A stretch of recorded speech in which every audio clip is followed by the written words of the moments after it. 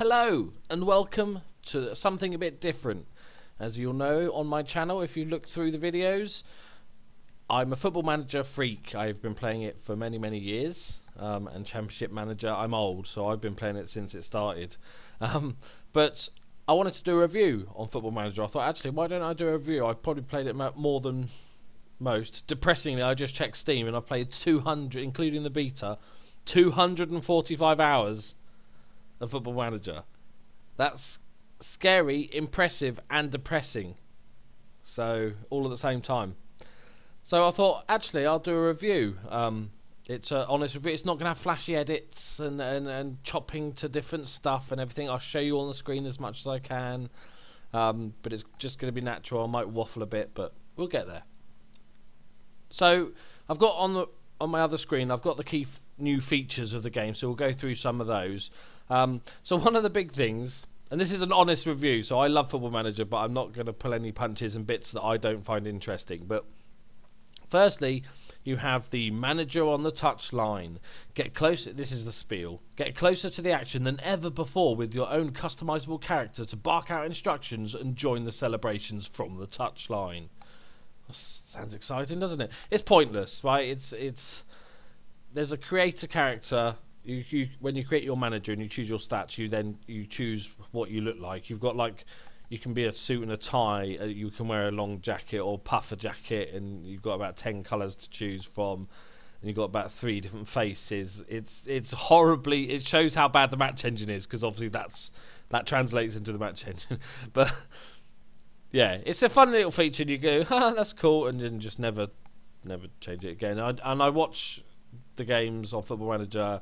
I don't even look for my manager to go, oh, there he is, that guy I made, look how special I am. No, none of that rubbish. So yeah, that's fun for a little thing, and you go, okay, I hope it didn't take them longer than like 10 minutes to implement.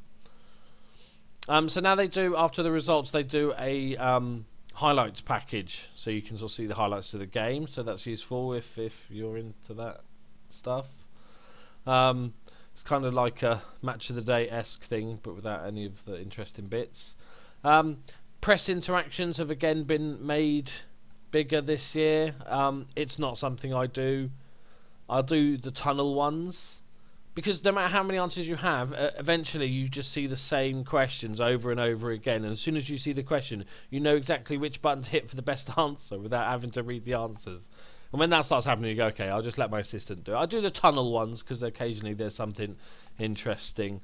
But for those of you that are interested in that, it's definitely been expanded. The spiel is press conferences are more varied than ever before, with many new conversations to be had with the press, especially more contextual questions and responses. In addition, unemployed managers can now use media interviews to help them get back into the game. That's quite a cool little feature. I haven't done a sort of unemployed save yet. So the other brand new feature, and it's quite a big feature, is the fantasy draft. So it's kind of like fantasy football in that you and your friends basically choose a budget, and then you can pick players one at a time until you've both got like a super team, and then you play. It's not something I'm massively interested for, just because I like kind of the realism aspect. It's fun as a little one-off and stuff. I just haven't got any friends. That's what it is, really boils down to. The other big new feature is the Creator Club mode. So I tested this, and I've done a series on my YouTube channel with the Creator Club.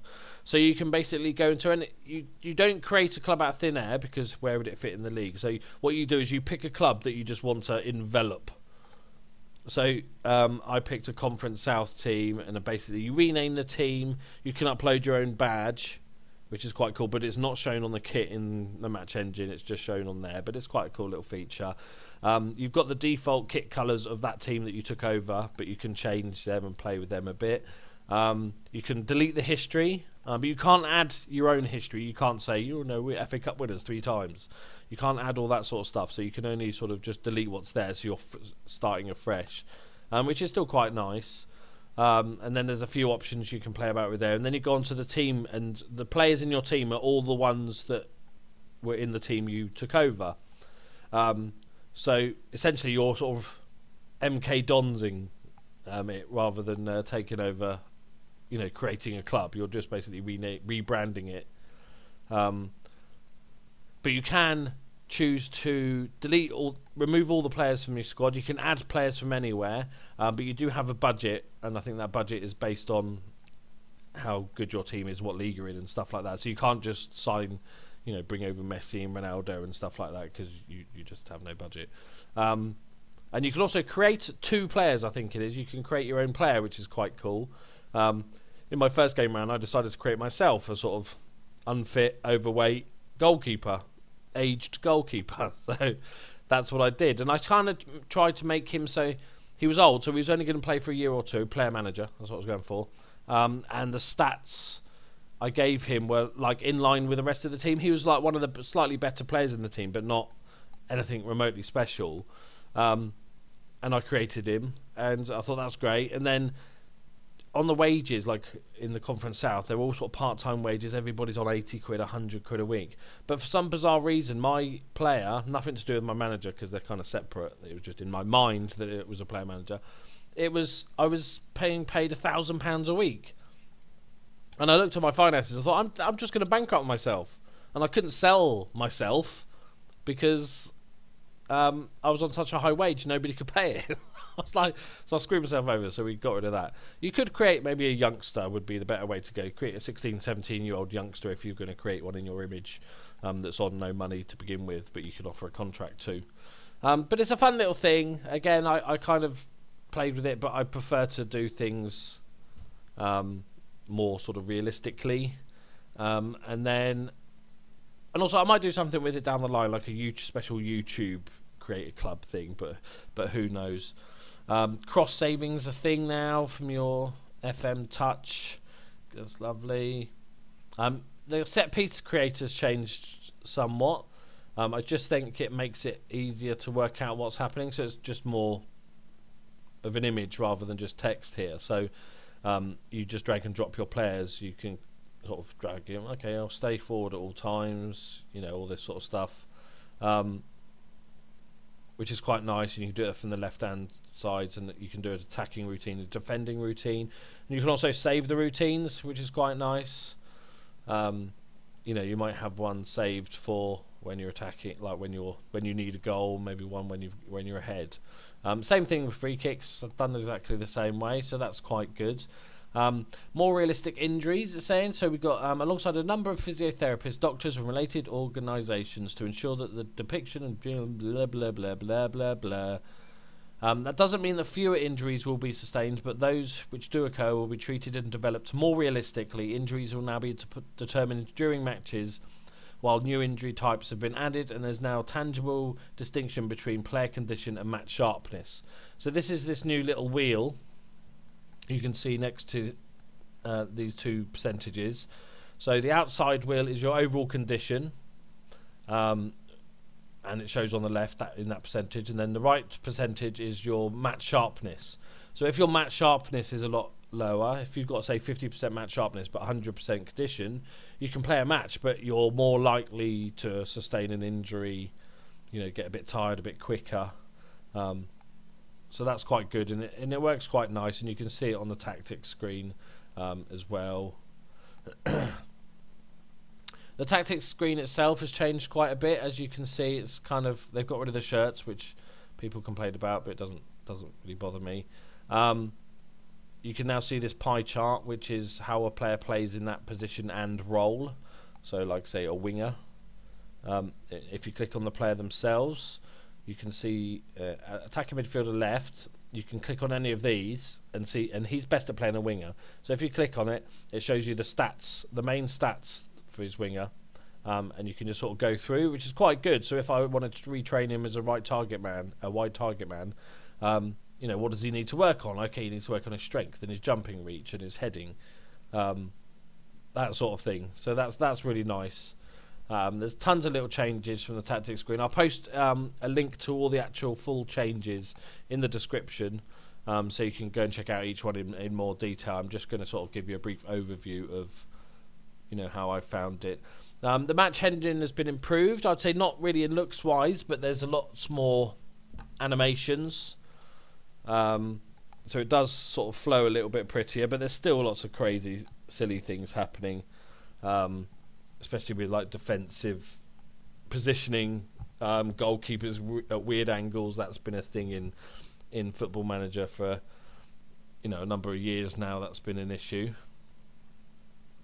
Next up we have the Prozone match analysis. So they've partnered with a company called Prozone who works in football, and they do tons of match analysis, stats and details and pretty pie charts and everything.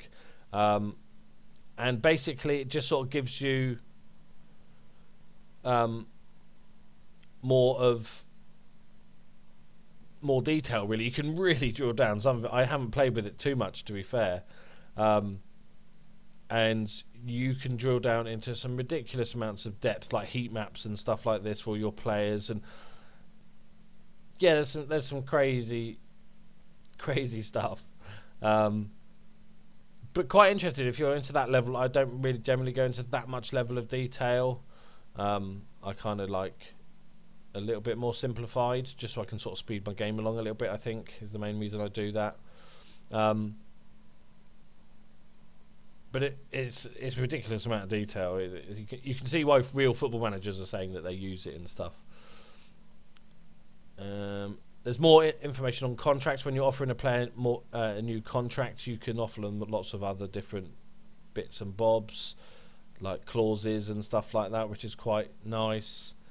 There's probably a ton of stuff I'm forgetting. There's lots of little tweaks, as you'd expect every year in Football Manager. I think it's one of those games. This is a review, but the fact is, if you're really into Football Manager, you're just going to get it, right? But some people I know of from chatting and on the forums and stuff is that some people just have one that they like Football Manager, but they might buy one and they go, that'll do me for a couple of years, and then because you can download transfer updates and stuff like that, and then maybe looking to get on to this new version. I'd say definitely do it. I think they've simplified quite a few little bits, but nothing's radically changed. But every year it just seems to be getting a little bit smoother. We've got the left-hand navigation bar, which most players prefer.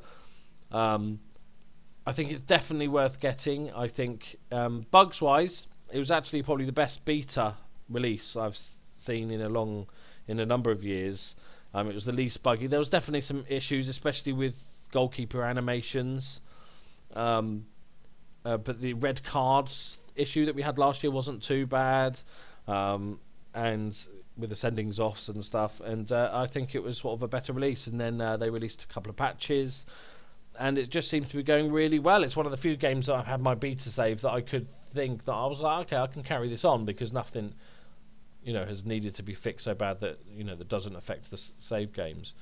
So I'm absolutely loving it. So it's been my favourite one probably for a good few years, and I can't say now, but it could become my all-time favourite quite easily. I think it's definitely an improvement. I love the new tactics system, even with the team instructions. Now it's a lot more visible, so rather than just lots of sliders and buttons, they're actually showing you what these things mean, which is just a great little touch. It's just probably takes a few hours work. Somebody just came up with the idea and it's like, yeah, implement that works really well.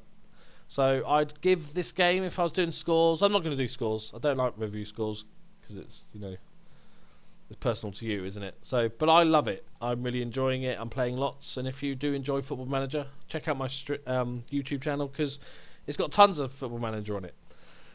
So that is it. I hope you enjoyed it. I thought it was about time I did a review, considering I spent most of my life doing it for the last 2 weeks. So I hope you got something out of it, guys, and I'll see you in Football Manager. And also let me know in the comments what the draft's like. That's one area I haven't touched, so let me know your thoughts on the draft. That'd be fantastic. So thank you very much for joining me, guys. I'll see you next time. Bye-bye.